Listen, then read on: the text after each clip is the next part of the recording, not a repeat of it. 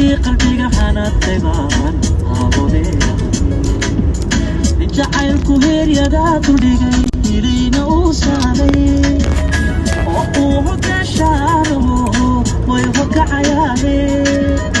inantii qalbiga xanaatay baan aabodeeya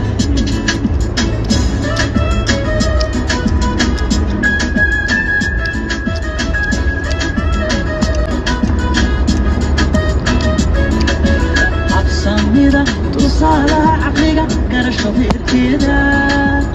deganida hufnaantiyo dabciga haybadiyo muuqaal